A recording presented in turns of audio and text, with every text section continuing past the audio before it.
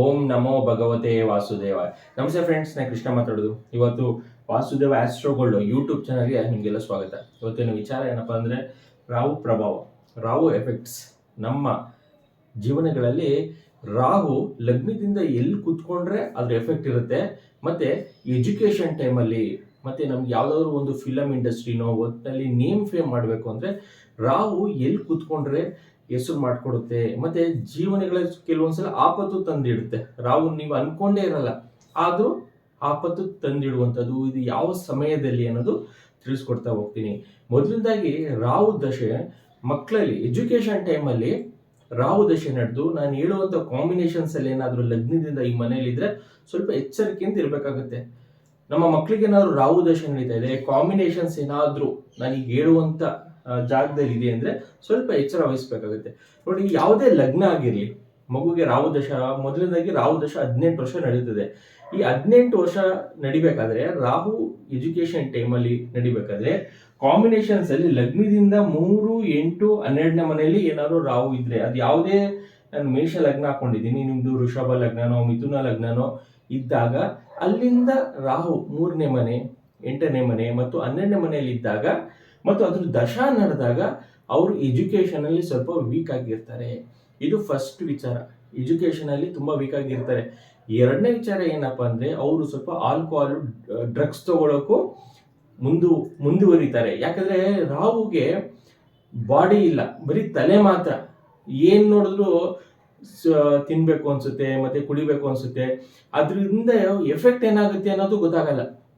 ಎಷ್ಟೊಂದು ಜನ ಮಕ್ಕಳಿಗೆ ಸುಮ್ಮನೆ ಜಂಕ್ ಫುಡ್ಸ್ ತಿನ್ನೋದು, ಸುಮ್ಮನೆ ತಿಂತಾನೆ ಇರೋದು, ಏನೋ ಹಿಂಗೆ ತಿಂತೆ ಅಂತ ಹೇಳ್ತಿರ್ತಾರೆ, ಬಟ್ ಆದ್ರೂ ಸುಮ್ಮನೆ ತಿಂತಾನೆ ಇರೋದು, ಬಾಡಿ ಮೇಲೆ ಜ್ಞಾನನೇ ಇರಲ್ಲ.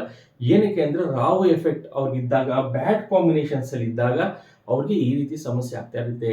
ಆಮೇಲೆ ರಾಹು ದಶೆ ನಡಿಬೇಕಾದ್ರೆ ಅವರು ಹೇಳಿದ ಮಾತು ಕೇಳಲ್ಲ, ಸ್ವಲ್ಪ ಅಗ್ರೆಸಿವ್ ಆಗಿ ಬಿಹೇವ್ ಮಾಡ್ತಾರೆ, ತುಂಬಾ ಚಟಗಳಿಗೆ ಒಳಗಾಗ್ತಾರೆ. ಡ್ರಗ್ಸು, ಆಲ್ಕೋಹಾಲು ಕಾಮನ್ ಆಗ್ಬಿಡುತ್ತೆ ಅವ್ರಿಗೆ.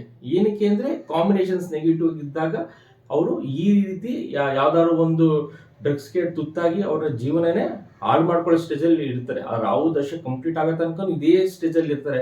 ಬಟ್ ನಾವು ಎಚ್ಚರಿಕೆ ವಹಿಸ್ಕೋಬೇಕಾಗುತ್ತೆ, ಮಕ್ಕಳಿಗೆ ಯಾವ ದಶ ನಡೀತಾ ಇದೆ, ಕಾಂಬಿನೇಷನ್ಸ್ ಏನು. ಏನಂದ್ರೆ ಈ ರಾಹು ಬೇರೆ ಗ್ರಹಗಳಿಗೆ ಹೋಲಿಸ್ಕೊಂಡ್ರೆ ಈ ಶನಿ ಗ್ರಹ, ರಾಹು ಗ್ರಹ, ಕೇತು, ಕುಜ ಇವ್ರು ಏನ್ ಮಾಡ್ತಾರೆ ಅಂದ್ರೆ ಕೊಟ್ರೆ ತುಂಬಾ ಎಕ್ಸ್ಟ್ರೀಮು. ಇದೇ ಪ್ಲಾನೆಟರಿ ಪೊಸಿಷನ್ಸ್ ನಾನು ನೆಕ್ಸ್ಟ್ ಹೇಳ್ತಾ ಹೋಗ್ತೀನಿ. ಅವ್ರೇನಾದ್ರು ಗುಡ್ ಕಾಂಬಿನೇಷನ್ಸ್ ಅಲ್ಲಿ ಕೊಟ್ಬಿಟ್ರೆ ನಂಬರ್ 1 ಪೊಸಿಷನ್ ಅಲ್ಲಿ ಇರ್ತಾರೆ. ಅವ್ರು ಯಾವ ಗುರು ಗ್ರಹನೂ ಕೊಡಲ್ಲ, ಯಾವ ಶುಕ್ರನೂ ಕೊಡಲ್ಲ, ಸೂರ್ಯನೂ ಕೊಡಲ್ಲ, ಚಂದ್ರನೂ ಕೊಡಲ್ಲ. ಈ ರೀತಿ ಎಫೆಕ್ಟ್ ಈ ರಾಹು ಗ್ರಹ ಮತ್ತೆ ಕೇತು ಇವ್ರು ಕೊಟ್ರೆ ವಿಪರೀತ ಎಕ್ಸ್ಟ್ರೀಮ್ ಆಗಿ ಕೊಡ್ತಾರೆ. ಅದು ಒಳ್ಳೇದಾಗ್ಲಿ ಕೆಟ್ಟದಾಗ್ಲಿ, ಈ ರೀತಿ ಕಾಂಬಿನೇಷನ್ಸ್ ಇರೋದು. ಈ ಸ್ವಭಾವನೇ ರಾಹು ಮತ್ತೆ ಕೇತುಗಳದ್ದು ಹಿಂಗಿರುತ್ತೆ. ಇದೇ ರೀತಿ ನಿಮ್ಮ ಮಕ್ಕಳಿಗೆ ಕಾಂಬಿನೇಷನ್ಸ್ ಅಲ್ಲಿ ಏನಾದ್ರು ನೆಗೆಟಿವ್ ಸೈಡ್ ಇದ್ರೆ ಸ್ವಲ್ಪ ಪರಿಹಾರಗಳು ಮಾಡ್ಕೋಬೇಕಾಗುತ್ತೆ. ಕಾಂಬಿನೇಷನ್ಸ್ ಅಲ್ಲಿ ಗುಡ್ ನವಗ್ರಹಗಳಲ್ಲಿ ಯಾವ್ದು ಚೆನ್ನಾಗಿದೆ ಅದಕ್ಕೆ ಅವ್ರಿಗೆ ಸ್ವಲ್ಪ ರುದ್ರಾಕ್ಷಿಗಳ ಹಾಕಬೇಕು, ಸ್ವಲ್ಪ ಮಂತ್ರ ಪಠನೆ ಚಿಕ್ಕ ವಯಸ್ಸಿಂದಾನೇ ಮಾಡಿಸ್ಬೇಕಾಗುತ್ತೆ. ಯಾಕಂದ್ರೆ ನಮ್ಮ ಮಕ್ಳು ಮಾಡಲ್ಲ ಅಂತಾನೆ ಹೇಳೋದು, ಪ್ರತಿಯೊಬ್ರು ಕೇಳಿದ್ರು ನಾನು ಮಾಡಲ್ಲ, ನಮ್ಮ ಮಕ್ಳು ಮಾಡಲ್ಲ ಮಂತ್ರ ಪಠನೆ ಅಂತ ಹೇಳ್ತಾರೆ. ನಾನು ಹೇಳೋದು ಪ್ರತಿಯೊಬ್ರು ಮಂತ್ರ ಪಠನೆ ಮಾಡ್ಲೇಬೇಕು, ಅದು ಗುಡ್ ಕಾಂಬಿನೇಷನ್ಸ್ ಇರಲಿ ಬ್ಯಾಡ್ ಇರಲಿ.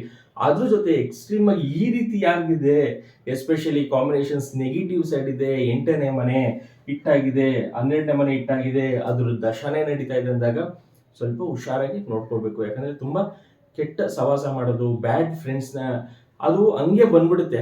ನಾವು ಕೆಲವೊಂದ್ಸಲ ಪೇರೆಂಟ್ಸ್ ಯಾವುದೇ ರೀತಿಯ ಕೆಟ್ಟ ಚಟ ಮಾಡಿ ಅಂತ ಹೇಳಲ್ಲ, ಕೆಟ್ಟ ಸವಾಸ ಮಾಡಿ ಅಂತ ಹೇಳಲ್ಲ. ಯಾಕಂದ್ರೆ ಸರೌಂಡಿಂಗ್ಗೆ ಹಂಗೆ ಬಂದ್ಬಿಡುತ್ತೆ. ಯಾಕಂದ್ರೆ ಕಾಂಬಿನೇಷನ್ಸ್ ಇದ್ದಾಗ ಈ ರೀತಿ ಸಮಸ್ಯೆ ಆಗುತ್ತೆ.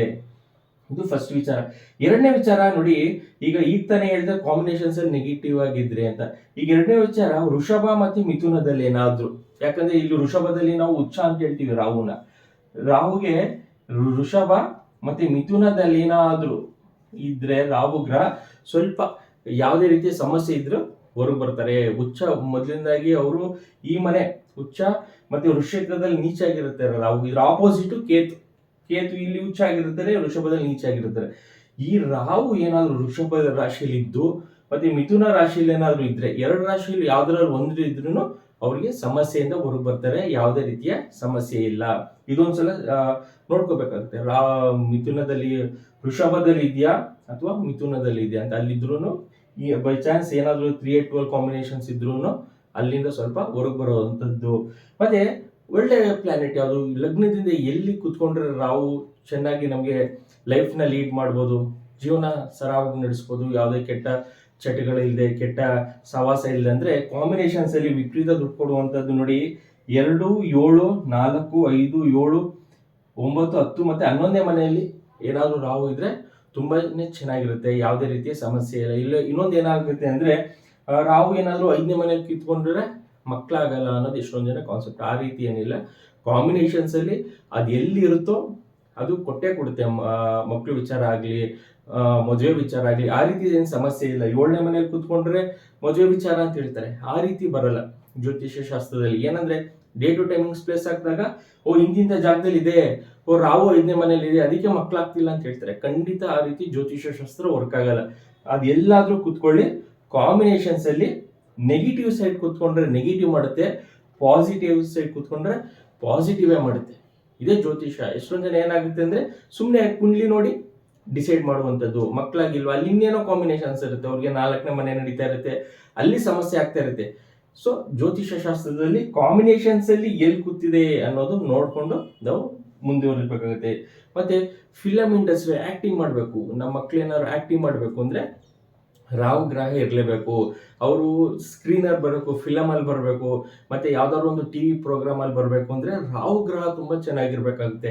ಆಗ್ಲೇ ಇದ್ದಂಗೆ ವೃಷಭ ರಾಶಿಯಲ್ಲಿದ್ದು, ಅಥವಾ ಇಲ್ಲಿ ಏನಾದ್ರು 11ನೇ ಮನೆ, 10ನೇ ಮನೆ ಮತ್ತೆ 7ನೇ ಮನೆ ಎಲ್ಲ ಇದ್ರೆ ಸ್ವಲ್ಪ ಅಟ್ರಾಕ್ಟ್ ಮಾಡ್ತಾರೆ. 2 ಸಲ ಬರ್ದೀನಿ, ಸ್ವಲ್ಪ ಅಟ್ರಾಕ್ಟ್ ಮಾಡ್ತಾರೆ ಕಾಂಬಿನೇಷನ್ಸ್ ಅಲ್ಲಿ. 7ನೇ ಮನೆಯಲ್ಲಿ ಇದ್ರೆ ಸ್ವಲ್ಪ ಪಬ್ಲಿಕ್ ಇಂದ ಅಟ್ರಾಕ್ಟ್ ಮಾಡುವಂಥದ್ದು. 10 ಅಂದ್ರೆ ನೇಮ್, 11 ಅಂದ್ರೆ ಫೇಮ್. ನೇಮ್ ಅಂಡ್ ಫೇಮು ತುಂಬಾನೇ ಸಿಗುತ್ತೆ ರಾಹು ಏನಾದ್ರು ಕಾಂಬಿನೇಷನ್ಸ್ ಅಲ್ಲಿ. 11ನೇ ಮನೆಯಲ್ಲಿ ಇದ್ರೆ ತುಂಬಾ ಜೀವನದಲ್ಲಿ ನೇಮ್ ಮಾಡ್ತಾರೆ. ಈಗ ಫಿಲಮ್ ಆಕ್ಟ್ರೆಸ್ಗೆಲ್ಲ ರಾಹು ಗ್ರಹ ತುಂಬಾನೇ ಇಂಪಾರ್ಟೆಂಟ್ ಆಗುತ್ತೆ. ಯಾರೋ ಫಿಲಮ್ ಈಗ ಪ್ರೆಸೆಂಟ್ ಮಾಡ್ತಿದ್ದಾರೆ, ಸೀರಿಯಲ್ ಮಾಡ್ತಿದ್ದಾರೆ, ಅವ್ರಿಗೆ ರಾಹು ಗ್ರಹನೇ ತುಂಬಾನೇ ಪ್ರಾಮುಖ್ಯತೆ. ಅಲ್ಲಿ ಯಾರಿಗೆ ಕಾಂಬಿನೇಷನ್ಸ್ ಅಲ್ಲಿ ರಾಹು ಗ್ರಹ ತುಂಬಾ ಚೆನ್ನಾಗಿದೆ, ಅವರು ಫೇಮ್, ನೇಮ್ ಅಂಡ್ ಫೇಮ್ ಗಳಿಸೋದಂತೂ ನಿಶ್ಚಿತ. ಮತ್ತೆ ಈ ನೇಮ್ ಬರುತ್ತಲ್ಲ ಯಾವ ಟೈಮಿಂಗ್ಸ್ ಅಲ್ಲಿ ಅಂದ್ರೆ, ಇದು ದಶ ಬಂದ್ಬಿಡ್ಬೇಕು. ದಶ ಬಂದಾಗ ನಮ್ಗೆ ರಾಹು ದಶದಲ್ಲಿ ಕಾಂಬಿನೇಷನ್ಸ್ ಅಲ್ಲಿ ಗುಡ್ ಕಾಂಬಿನೇಷನ್ಸ್ ಇದ್ಬಿಟ್ರೆ ಅವ್ರಿಗೆ ಯಾವುದೇ ರೀತಿಯ ಸಮಸ್ಯೆ ಇಲ್ಲ. ಈ ಕಾಂಬಿನೇಷನ್ಸ್ ಅಲ್ಲಿ ವೃಷಭ ರಾಶಿಲಿದ್ದು ಅವ್ರು ಏನಾದ್ರು 11ನೇ ಮನೆಯಲ್ಲಿ ಏನಾದ್ರು ಲಗ್ನದಿಂದ 11ನೇ ಮನೆಯಲ್ಲಿ ಕೂತ್ಕೊಂಡ್ರೆ ಅವ್ರ ಜೀವನದಲ್ಲಿ ನೇಮ್ ಮಾಡೇ ಮಾಡ್ತಾರೆ. ಅದು ಯಾವುದೇ ಫೀಲ್ಡ್ ಆಗಿರ್ಲಿ, ಅವರು ಒಂದು ಫಾರ್ಮರ್ ಆಗಿರ್ಬೋದು, ಒಂದು ಮ್ಯಾನೇಜರ್ ಆಗಿರ್ಬೋದು, ಒಂದು ನೇಮ್ ಮಾಡುವಂಥದ್ದು. ಅವ್ರ ಹೆಸರು ಹೇಳಿದ್ರೆ ಆ ವ್ಯಕ್ತಿನ ತುಂಬಾ ಒಳ್ಳೆಯವರಪ್ಪ ಅಂತ ಈ ರೀತಿ ಬರುತ್ತೆ. ನಾನು ಆಗ್ಲೇ ಹೇಳ್ದಂಗೆ ರಾಹು ದಶ ಕಾಂಬಿನೇಷನ್ಸ್ ಅಲ್ಲಿ ಕುತ್ಕೊಂಡ್ರೆ ಒಂದು ನೆಗೆಟಿವ್ ಸೈಡ್. ಇದು ನಾನು ಎಜುಕೇಶನ್ ಅಲ್ಲಿ ಅಂದೆ, ಅವ್ರ ಲೈಫ್ ಟೈಮ್ ಅಲ್ಲಿ ಯಾವಾಗ ರಾಹು ದಶ ಬರುತ್ತೆ, ಯಾವಾಗ ಕಾಂಬಿನೇಷನ್ಸ್ ಅಲ್ಲಿ ಬ್ಯಾಡ್ ಹಿಂಗ್ ಕುತ್ಕೊಳ್ಳುತ್ತೆ, ಅವ್ರಿಗೆ ಈ ಜೀವನನೇ ಬೇಡಪ್ಪ ಅನ್ಸ್ಬಿಡುತ್ತೆ. ಯಾಕಂದ್ರೆ ಅಷ್ಟು ಸಮಸ್ಯೆ ಕೊಡುವಂಥದ್ದು. ಅದಕ್ಕೆ ಪರಿಹಾರಗಳು ಮಾಡ್ಕೊಳ್ಳುವಂಥದ್ದು, ರಾಹು ಸಂಬಂಧಪಟ್ಟಿರುವಂಥದ್ದು. ಉದಾಹರಣೆಗೆ ಒಂದು ಕರಿ ಉದ್ದಿನ ಕಾಳು ಏನಾದ್ರು ಒಂದು ದಾನ ಮಾಡುವಂಥದ್ದು, ಇಲ್ಲ ಮೂಲಂಗಿ ದಾನ ಮಾಡೋದು, ಇದು ಪರಿಹಾರ, ಸಣ್ಣ ಪುಟ್ಟ ಪರಿಹಾರ. ಯಾಕಂದ್ರೆ ನಮ್ಮ ಪೂರ್ವ ಪುಣ್ಯನೇ ನೀಟಾಗಿ ಯಾರು ತೆಗ್ದಾಕಕ್ಕಾಗಲ್ಲ, ನಾನು ತೆಗ್ದಾಕಕ್ಕಾಗಲ್ಲ, ಯಾವ ಅಸ್ಟ್ರಾಲಜರು ತೆಗ್ದಾಕಕ್ಕಾಗಲ್ಲ. ಏನಂದ್ರೆ ತಿಳ್ಕೊಬಹುದು, ಇದೇನಾ, ಯಾಕೆ ಇವನು ಕುಡಿದಕ್ಕೆ ಚಟಕ್ಕೆ ಬಿದ್ದಿದ್ದಾನೆ ಅಂದ್ರೆ ಕಾಂಬಿನೇಷನ್ಸ್ ಅಲ್ಲಿ ಹಿಂಗಿದ್ದಾಗ ಅವರು ಇದು ಸಮಸ್ಯೆ ಆಗಿರುತ್ತೆ. ಇಷ್ಟೇ ವಿಚಾರ. ಒಂದು ಸಣ್ಣ ಪರಿಹಾರ ನಾವು ಮಾಡ್ಕೊಳ್ಳೋದು ಏನಪ್ಪಾ ಅಂದ್ರೆ, ಒಂದು ಮಂತ್ರ ಪಠನೆ. ಒಂದು ನಮ್ಮ ನವಗ್ರಹಗಳಲ್ಲಿ ಯಾವುದು ಸ್ಟ್ರಾಂಗ್ ಆಗಿದೆ ಅದಕ್ಕೆ ಮಂತ್ರ ಪಠನೆ ಮಾಡ್ಕೋಬೇಕು. ಮತ್ತೆ ಅದಕ್ಕೆ ದಾನ, ಯಾವುದು ನೆಗೆಟಿವ್ ಆಗಿದೆ, ಈ ಲಗ್ನದಿಂದ ಎಲ್ಲೂ ಕೂತ್ಕೊಂಡು ನಮ್ಗೆ ಸಮಸ್ಯೆ ಕೊಡ್ತಾ ಇದೆ, ಅದಕ್ಕೆ ಸ್ವಲ್ಪ ದಾನ ಮಾಡುವಂಥದ್ದು. 3ನೇ ವಿಚಾರ ಏನಪ್ಪಾ ಅಂದ್ರೆ, ರುದ್ರಾಕ್ಷಿ ಧಾರಣೆ ಮಾಡ್ಕೊಳ್ಳುವಂಥದ್ದು. ಎಲ್ಲ ರುದ್ರಾಕ್ಷಿ ಹಾಕೋಬೋದ ಸರ್ ಅಂತಾನೆ ಕೇಳ್ತಾರೆ, ಖಂಡಿತ ಹಾಕೊಳ್ಳಿ. ರುದ್ರಾಕ್ಷಿ ಇರೋದೇ ಹಾಕೊಳ್ಳೋಕೆ, ನಿಮ್ಗೆ ಯಾವುದೇ ರೀತಿಯ ಸಮಸ್ಯೆ ಬಂದ್ರೂ ನಿವಾರಣೆ ಮಾಡುತ್ತೆ. ಮತ್ತೆ ರತ್ನ, ಅದಕ್ಕೆ ಸಂಬಂಧಪಟ್ಟಿರುವಂಥದ್ದು ರತ್ನ. ಈ ನವಗ್ರಹಗಳಲ್ಲಿ ಯಾವ ಸ್ಟ್ರಾಂಗ್ ಆಗಿದೆ ಅದಕ್ಕೆ ಸಂಬಂಧಪಟ್ಟಿರುವಂತ ರತ್ನ ಹಾಕೊಂಡ್ರೆ ತುಂಬಾ ಸ್ಟ್ರಾಂಗ್ ಆಗಿರುತ್ತೆ. ಇಷ್ಟು ರಾಹುವಿನ ವಿಚಾರ. ಬ್ಯಾಡ್ ಕಾಂಬಿನೇಷನ್ಸ್ ಎಲ್ಲ ನಾವು ರಾಹು ಕೂತ್ಕೊಂಡ್ರೆ ಯಾವಾಗ್ಲೂ ಸಮಸ್ಯೆ ಕೊಡ್ತಾನೆ ಇರುತ್ತೆ. ನಮ್ಗೆ ಅರ್ಥನೇ ಆಗಲ್ಲ, ಯಾಕೆ ಮಗು ನಾವು ಹೇಳಿದ ಮಾತೆ ಕೇಳಲ್ಲ ಅಂತ. ಮಕ್ಳು ವಿಚಾರ ಆಗ್ಲಿ ಅಥವಾ ದೊಡ್ಡವ್ರ ವಿಚಾರ ಆಗ್ಲಿ, ಕಾಂಬಿನೇಷನ್ಸ್ ಅಲ್ಲಿ ನೆಗೆಟಿವ್ ಇದ್ದಾಗ ಸಮಸ್ಯೆ ಆಗ್ತಾನೆ ಇರುತ್ತೆ. ನಿಮ್ಮ ಜಾತಕ ಪರಿಶೀಲನೆ ಮಾಡ್ಕೊಂಡಾಗ ನಿಮ್ಗೆ ಅರ್ಥ ಆಗುತ್ತೆ ರಾಹು ಯಾವ ಜಾಗದಲ್ಲಿದೆ. ಮತ್ತೆ ಡಿಗ್ರಿ ವೈಸ್ ಅಲ್ಲೂ ಸ್ವಲ್ಪ ನೋಡ್ಬೇಕಾಗುತ್ತೆ. ಸ್ವಲ್ಪ ಹಿಂದೆ ಮುಂದೆ ಆಗಿದ್ರು ಕೆಲವೊಂದ್ಸಲ ನೆಗೆಟಿವ್ ಎಫೆಕ್ಟ್ ಕೊಡ್ತಾ ಇರುತ್ತೆ. ಇದು ಇಷ್ಟು ರಾಹು ಪ್ರಭಾವ ವಿಚಾರ. ಯಾರು ವಾಸುದೇವ್ ಆಸ್ಟ್ರೋಗೋಲ್ಡ್ ಯೂಟ್ಯೂಬ್ ಚಾನೆಲ್ ಸಬ್ಸ್ಕ್ರೈಬ್ ಮಾಡ್ಕೊಳ್ಳಿ. ಪ್ರತಿಯೊಂದು ಇನ್ಫಾರ್ಮೇಶನ್ ಈ ಚಾನಲ್ ಅಲ್ಲಿ ಅಪ್ಲೋಡ್ ಮಾಡ್ತಾ ಹೋಗ್ತೀನಿ. ಇಲ್ಲಿ ಯಾವುದೇ ರೀತಿಯ ಎದುರಿಸುವಂಥ ವಿಚಾರ ಇಲ್ಲ. ಕಾಂಬಿನೇಷನ್ ಆಗಿ ಸೈಂಟಿಫಿಕ್ ಆಗಿ ಎಷ್ಟು ವಿಚಾರ ಬೇಕೋ ಅಷ್ಟೇ ಇನ್ಫಾರ್ಮೇಷನ್ಸ್ ಕೊಡ್ತೀನಿ. ಮತ್ತು ಯಾವುದೇ ರೀತಿಯ ದೋಷಗಳು ಹೇಳಲ್ಲ, ಯಾವುದೇ ರೀತಿಯ ಭಯ ಪಡಿಸುವಂಥ ವಿಚಾರಗಳು ಈ ವಾಸುದೇವ ಆಸ್ಟ್ರೋಗೋಲ್ಡ್ ಯೂಟ್ಯೂಬ್ ಚಾನಲ್ಗೆ ಅಪ್ಲೋಡ್ ಮಾಡಲ್ಲ. ಯಾರು ಸಬ್ಸ್ಕ್ರೈಬ್ ಮಾಡ್ಕೊಂಡಿಲ್ಲ ಮಾಡಿಕೊಂಡು ಈ ಹಾಕುವಂಥ ವಿಚಾರಗಳನ್ನ ನೋಡಿ. Thank you.